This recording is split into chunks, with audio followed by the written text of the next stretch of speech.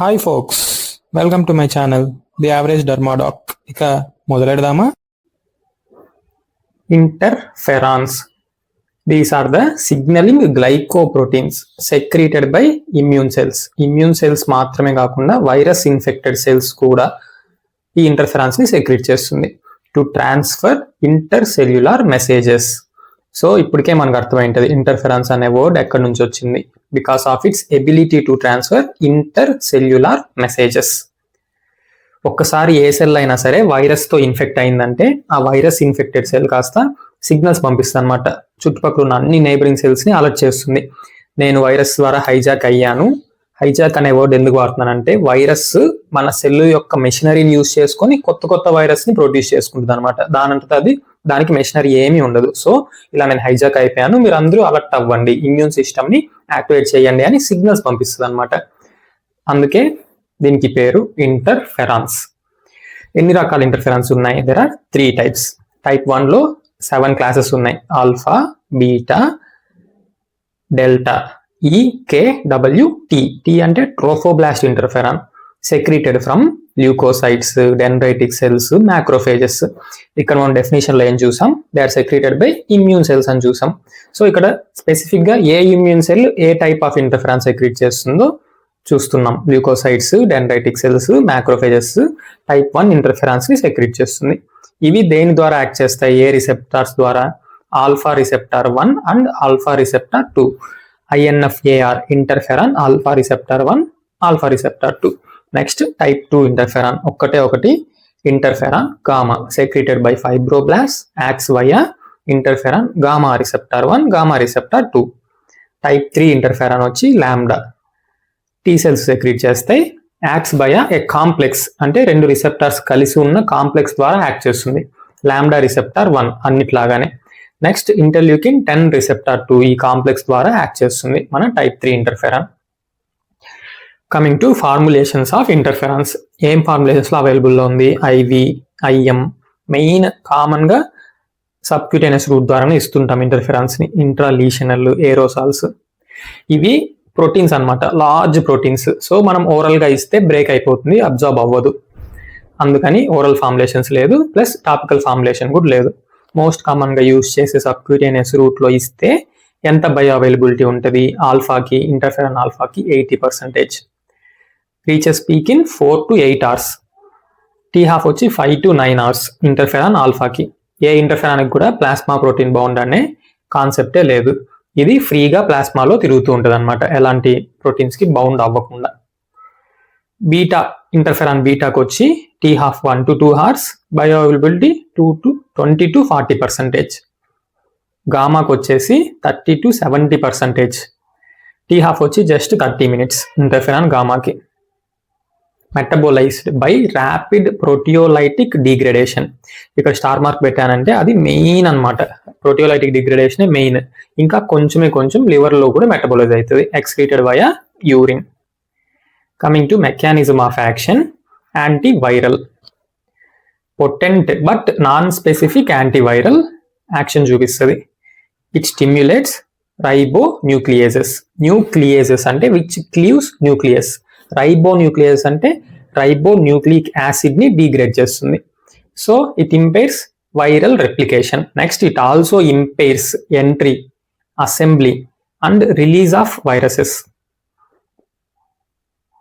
Immunomodulatory action. It stimulates immune cells like natural killer cells, cytotoxic T cells, monocytes, macrophages. It also increases immunoglobulin production. G for interferon gamma, G for immunoglobulins. Next anti-tumor mechanism.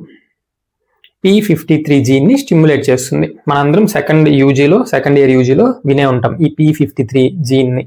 ఇది ఒక Guardian Angel అని, protector అని, cancer రాకుండా చూసుకోవడానికి పనికొస్తుంది. So మన interferons P53 gene ని stimulate చేస్తుంది. ఇంకా ఇమ్యూన్ మీడియేటెడ్ లైసిస్ ని ఇక్కడ చూసాం మనం ఆల్రెడీ. ఈ అన్ని ఇమ్యూన్ సెల్స్ ని స్టిమ్యులేట్ చేయడం వల్ల ఇమ్యూన్ సెల్స్ వచ్చి క్యాన్సర్ సెల్స్ ని లైస్ చేసేస్తుంది. సో ఇలా కూడా యాంటీ క్యాన్సర్ యాక్షన్ ని ప్రొడ్యూస్ చేస్తుంది. Next inhibits angiogenesis. A for angiogenesis, A for interferon alpha.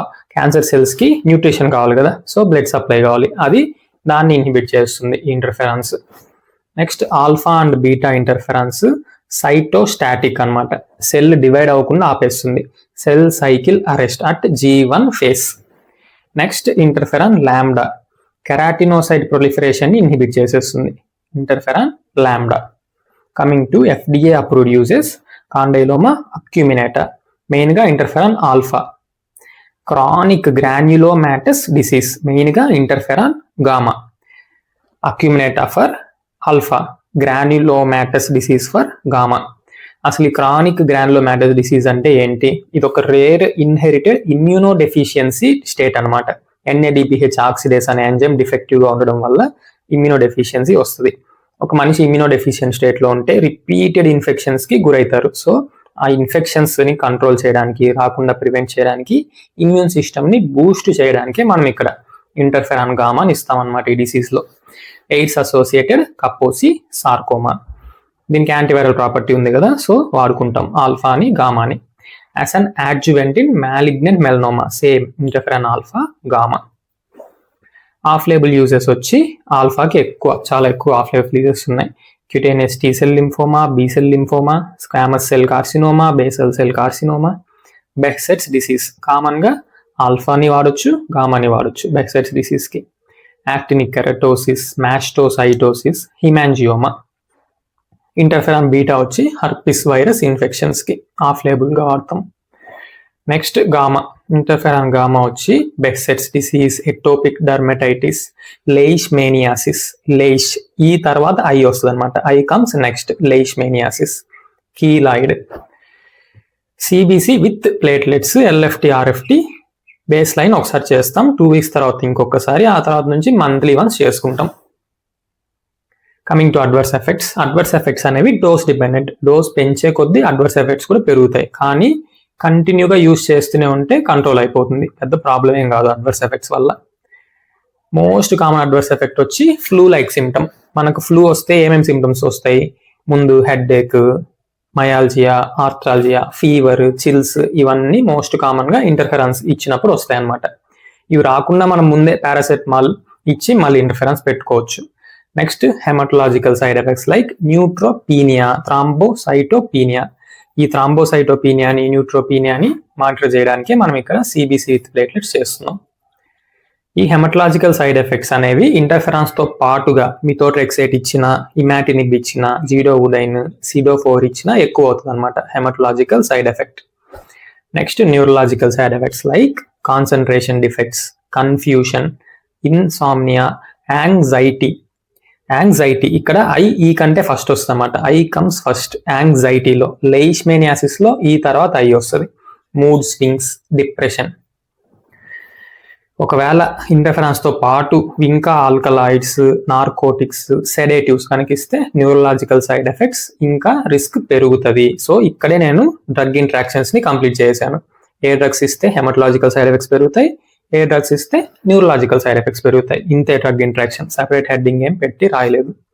Cardiovascular defects like conduction defects, hypotension, tachycardia. GI side effects తెలిసిందే, nausea, diarrhoea, abdominal pain, anorexia. Renal side effect like segmental గ్లోమెర్యులోస్క్లెరోసిస్.